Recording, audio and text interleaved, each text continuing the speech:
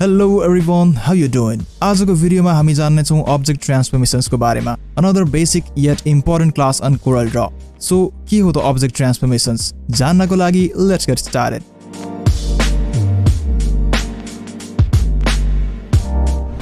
Well, Corel मा transformations भनेको कुनै पनि एउटा object लाई एउटा कन्डिसनबाट अर्को कन्डिसनमा चेन्ज गर्ने. For example, यहाँ स्क्रिनमा देखिरहनु भएको छ एउटा इजी बेसिक मैले फुलको डिजाइन बनाएको छु जुन हामीले केटाकेटी देखि नै बनाउँदै आइरहेको छौं र पछि आएर हामीले कम्प्युटर सिक्दा MS Paint मा पनि सायद यस्तो डिजाइनहरु धेरै बनाएको छौं. जस्तै यसलाई मैले रिसाइज गरे, यो भयो ट्रान्सफर्मेशन्स. यसलाई मैले एक ठाउँबाट अर्को ठाउँमा मुभ गरे, यो भयो ट्रान्सफर्मेशन्स. यसलाई रोटेसन यसरी गर्न सके, यो भयो ट्रान्सफर्मेशन्स.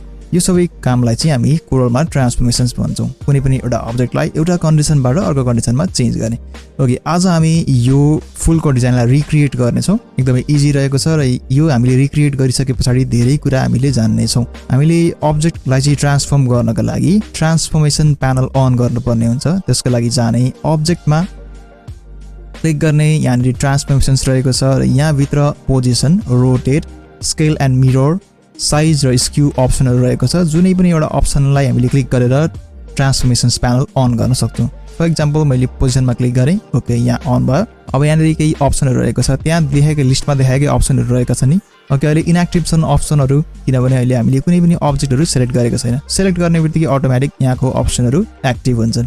बाँकी सबै कुरा छोडेर आज हामीले अलिकति बढी ध्यान दिनुपर्ने भनेको रोटेटमा रहेको छ. किनभने पोजिसन यो रहेको छ, स्केल एन्ड मिरर, त्यसैगरी साइज, रिसाइज र यो स्क्यू रहेको छ. एकदमै इजी रहेको छ. हामीले अलरेडी हामीले अगाडि गरिसकेका कुरा हुन्. रोटेट चाहिँ अलिकति ट्रिकी रहेको छ. यसमा हामीले हिसाब किताब पनि लगाउनु पर्ने हुन्छ.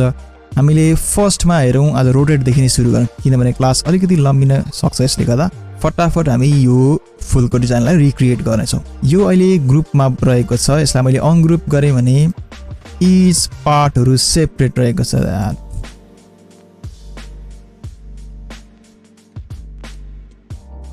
यसलाई फेरि ग्रुप गरिदिन्छु, कन्ट्रोल जी. अनग्रुप गर्नको लागि कन्ट्रोल यू. फर्स्टमा हामी एउटा पेटल बनाऊ. यो पेटल भनेको चाहिँ यो फुलको सानो यो पार्टलाई पेटल भन्छ. ओके, अब त्यसपछि चाहिँ म पेन टुल लिन्छु. 1 2 एक्ज्याक्टली त्यस्तै नहुन सक्छ, अलिकति दायाँ बायाँ होला. 3 4 एन्ड लास्टमा आउँछ 5. ओके, यो एउटा यसलाई डिलिट गरिदिउँ. ल ठिक छ, लगभग त्यस्तै भयो है. मिलाउन सकिन्छ एरोहरुले. यसलाई कर्भ ह्यान्डल भन्छ. मैले अगाडिको भिडियोमा भनिसकेको छ यो जुन देखिएको एररलाई अलिकति यसलाई श्रिङ्क. ओके, ल अब के गर्ने, यसलाई अलिकति रिसाइज. एउटा सर्कल कति डिग्रीको हुन्छ? 360 डिग्रीको हुन्छ. एउटा मास्टर हुन्छ भने त्यसको अरू कपी हुन्छ है. रोटेटमा जाने. अब त्यस पछाडि म इच प्यालेटलाई 45 डिग्रीको एंगलमा रोटेट गर्छु. ओके, रोटेट गर्नु अगाडि हामीले यसमा फेरि एकचोटि क्लिक गर्ने. क्लिक गरेपछि रोटेसन बोर्डमा जान्छ. यो जुन रहेको छ यो सेन्टर, यो एउटा राउन्ड सर्कल देख्न सक्नुहुन्छ. यो सेन्टरलाई हामीले अब्जेक्टको सेन्टरबाट चाहिँ बाहिर ल्याउनु पर्ने हुन्छ. फर एक्जाम्पल म यसलाई गाइडलाइन अन गर्छु. यहाँबाट रुलर तान्ने, सट्ट ड्र्याग गर्ने, रुलर आउँछ ठिक्क सेन्टरमा मैले ल्याएँ. ओके, अब यसलाई फेरि रोटेसन मोडमा लाने र यसलाई ड्र्याग गरेर तानेर बाहिर ल्याउने. ओके, यो एरियामा मैले लगभग ल्याएँ. अब यो अब्जेक्टको सेन्टर यो रहेको छ. अघि त्यहाँ थियो सेन्टर, मतलब अब मैले यो अब्जेक्टलाई घुमाएँ भने यसरी घुम्छ. ओके, अघिसम्म कसरी घुम्थ्यो भने मैले सेन्टर त्यहीँ राख्दाखेरि यसरी घुम्थ्यो भने अब फेरि मैले सेन्टर यहाँ ल्याएँ भने त्यो अब्जेक्ट कसरी घुम्छ भने अब यसको सेन्टर यो हुन्छ र एउटा घडीको काँटा जस्तो यसरी घुम्छ.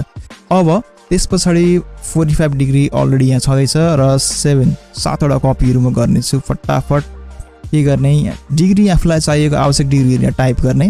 ठिक छ, 45 र यहाँनिर कपीहरू बढाउन सकिन्छ. अहिले म 7वटा मात्रै गर्छु र अप्लाई गरिदिने.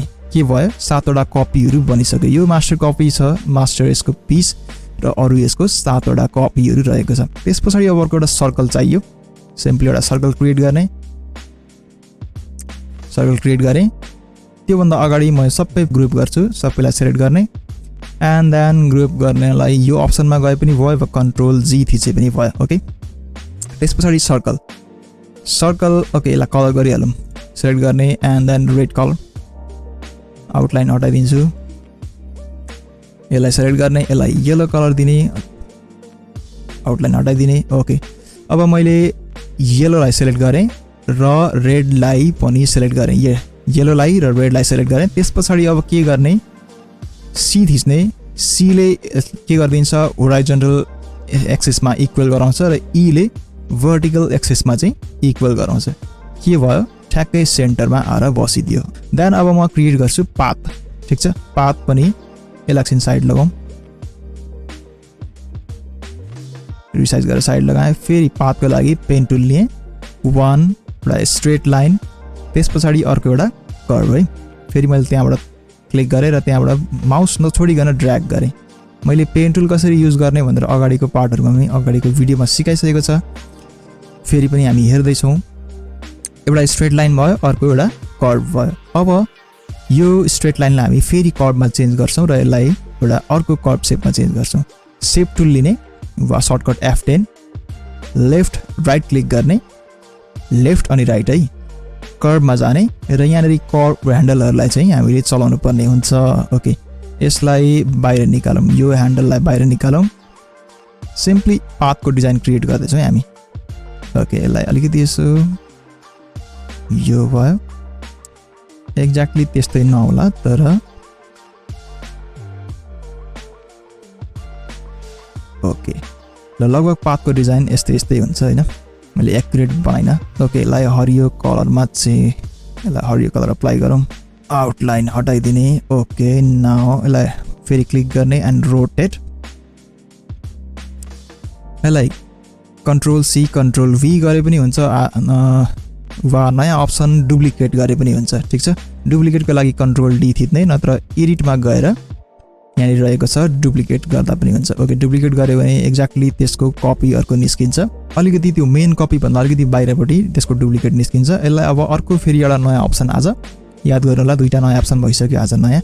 यहाँनिर रहेको छ मिरर होराइजन्टली भन्ने छ र मिरर भर्टिकली भनेर भनेको छ।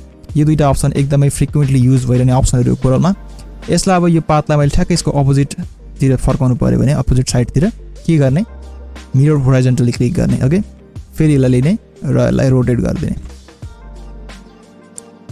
ल, ठिक छ। अब फेरि यिनीहरूलाई दुईवटालाई ग्रुप गरिदिउँ, control G and then sort ल्याउने, ल्याएर यहाँनिर राखिदिउँ। अब यसलाई के गर्ने, हामीले फुललाई त अगाडि ल्याउनु पर्यो। अस्ति हामीले यो अर्डरको बारेमा हामीले बुझिसकेको छौँ के गर्ने। यसलाई कन्ट्रोल सिफ्ट अप गरे पनि हुन्छ फुललाई, र पाथलाई कन्ट्रोल सिफ्ट डाउन गरे पनि हुन्छ। ओके, यसलाई कन्ट्रोल सिफ्ट डाउन थिच्यो भने पछाडि जान्छ।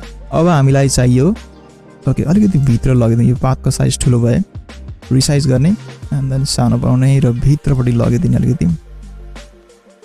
त्यस पछाडि अब जाउँ हामी यो जुन स्टिममा, यो डाँठमा जाउँ, ठिक छ। त्यसको लागि म सिम्पली फ्री ह्यान्ड टुल लिन्छु है। हामीले स्मुथनेस बढाउनु पर्ने हुन्छ, मैले स्मुथनेस 6 मा बनाएको छ। फ्री ह्यान्ड टुलको बारेमा मैले अगाडि भिडियो बनाइसकेको छ, हेर्नु होला। 1 यहाँबाट ताने मैले यसरी। ओके, अब म यसको साइज बढाइदिन्छु, मोटाइ जाने लगभग 12 मा। ओके, ल, त्यस पछाडि अब यसको कलर चेन्ज गर्ने। यो चाहिँ लाइन भएको कारणले यसलाई कलर चेन्ज गर्नका लागि हामीले राइट माउस बटन क्लिक गर्नुपर्ने हुन्छ। एउटा सेप थियो भने फिल गर्नका लागि लेफ्ट बटन र आउटलाइनलाई चाहिँ लाइन फिल गर्नका लागि राइट बटन थिच्नुपर्ने हुन्छ। यसलाई पनि हामी पछाडि लैजाउँ, फुलको पछाडि कन्ट्रोल सिफ्ट पेज डाउन। ल, यो भयो एउटा फुल। अब के गर्ने, सिम्पली त्यसैलाई कपी गर्दा भयो, अर्को हामीले डिजाइन गरिनु परेन। सबैलाई यो पार्टलाई सेलेक्ट गर्ने, माथिको पार्टलाई कन्ट्रोल डी गरे पनि हुन्छ, कन्ट्रोल सी कन्ट्रोल भी गरे पनि हुन्छ। ओके, कन्ट्रोल डी गरौँ, नयाँ अप्सन लाँदा फेरि दोहोऱ्याउँ, कन्ट्रोल डी। ओके, यसरी निस्क्यो, यसरी बाहिर ल्याउँ, यसलाई एकछिन साइड लगाइदिन्छु। कन्ट्रोल जी अलरेडी ग्रुप छँदैछ यो होइन, यसलाई अलिकति सानो बनाइदिउँ र थोरै अर्को साइडतिर घुमाइदिउँ, अझै अलिकति अर्को साइडतिर। ओके, तल ल्याउँ, अझै साइडमा। Okay, close.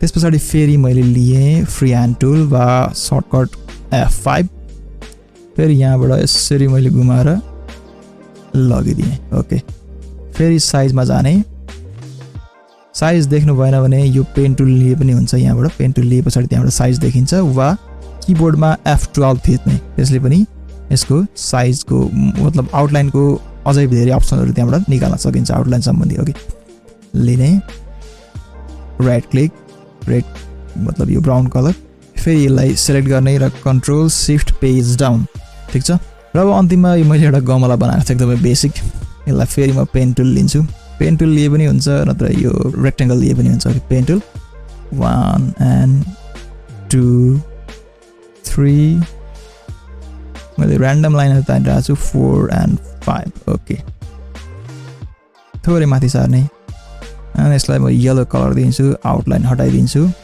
Okay and we are done okay आजको भिडियो अलिक बढी नै लामो भइसकेको छ हामी रोटेसनको बारेमा आज हामीले हेरिसक्यौं हामी पोजिसन त्यसैगरी स्केल एन्ड मिरर साइज र स्क्रुको बारेमा हामी अर्को पार्टमा हेर्ने छौं आजको लागि यति नै आजको भिडियोमा यति नै see you in the next one till then keep exploring keep learning and thanks for watching namaste